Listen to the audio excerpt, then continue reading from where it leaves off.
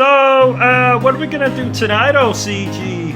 Well, the same thing we try to do every night, Bertrum. Take over YouTube. Ladies and gentlemen, welcome back to Obsessive Compulsive Gaming.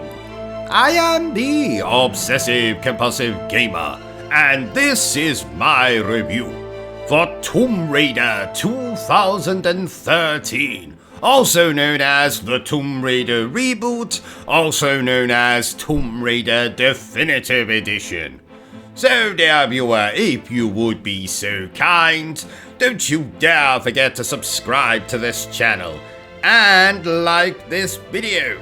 Now, like I just said, dear viewers, Tomb Raider released in 2013, and this is the 10th mainline entry in the Tomb Raider series, a series that goes all the way back to 1996, when I was in the throngs of puberty.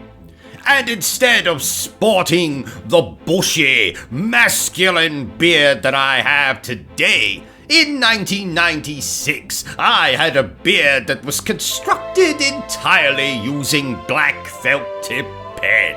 Now, while this may be the 10th mainline entry in the Tomb Raider series, this is a reboot/remake of Tomb Raider, and as such has absolutely nothing to do with prior Tomb Raider games, which, in my humble opinion, if you allow me to spill my load right here, if you will allow me to spill the beans right here, I think is a jolly good thing.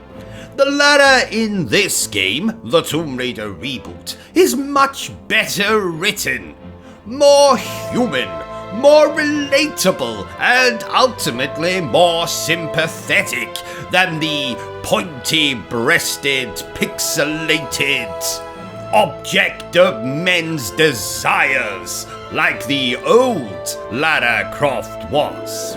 What I'm trying to say is the old Lara Croft belongs in a wet dream, whereas the new Lara Croft is a strong, powerful, well-written, amazingly voice-acted character.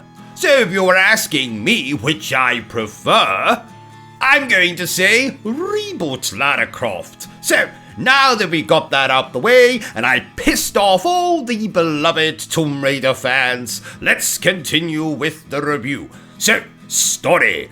Lara Croft and a small team, including explorers, an archaeologist, a cook, a bizarre Scottish fellow, a doctor who bears a kind of striking resemblance to me, who turns out to be a quote-unquote bad guy at the end. Basically, this little team have come together to travel to the island of Yamatai to uncover treasure or some such nonsense that's completely irrelevant here. Anyway, something goes wrong, they all get trapped on the island, then it is a fight for survival. So we'll be playing as Lara Croft, and through the span of about 7, 8, 9, 10 hours, you'll explore the island, exploring optional tombs and fighting enemies.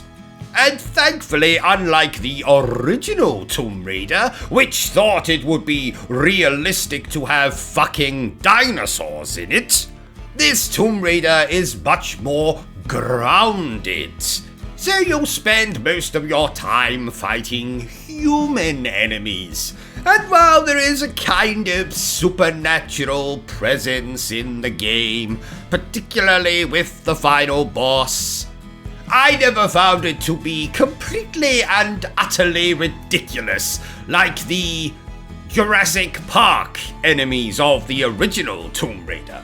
Now, what ultimately makes this reboot so damn good is not only the fact that it takes heavy inspiration from the Uncharted series, a series of video games I think are masterpieces.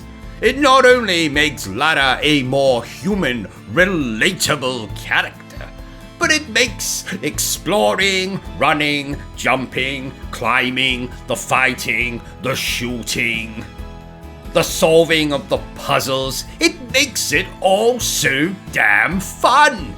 And it seems that every 5 to 10 minutes, and I don't exaggerate here, every 5 to 10 minutes there's some new exciting action sequence, like escaping from a burning building, running over rooftops, sliding down a massive hill while shooting obstacles in your way, parachuting over the island, trying to avoid trees, making your way up an incredibly large radio tower. This game has some sequences that were so taut and so tension-filled, my bollocks were threatening to jump back inside my body. And I'm only half exaggerating when I say that right now. So we've covered a bit about the story, we've covered the gameplay, I think I've kind of given my overall thoughts on the game, so I'm going to wrap it up right here by telling you that not only do I prefer Tomb Raider 2013 to the original Tomb Raider series, but Tomb Raider 2013 is one of my favorite video games of all time. So, I have absolutely no hesitation in declaring that Tomb Raider 2013 is splendid. Oh, and if you are going to play this game, I highly recommend the Definitive Edition, which released in 2014 for the Xbox One and the PS4. So, there you have it, ladies and gentlemen, my totally not improvised review for Tomb Raider 2013. If you enjoyed this little review of mine, don't forget to give me a thumbs up. But please don't remember the single most important thing I always tell you, dear viewer, that is to always stay obsessed with gaming. Wait! I just said please don't remember again, didn't I? Oh, fuck. Are you still here? Oh, you must have really enjoyed this video then. In that case, you had better subscribe to the channel and check out our other content. Otherwise, you're a booby pants, and no one wants to be a booby pants.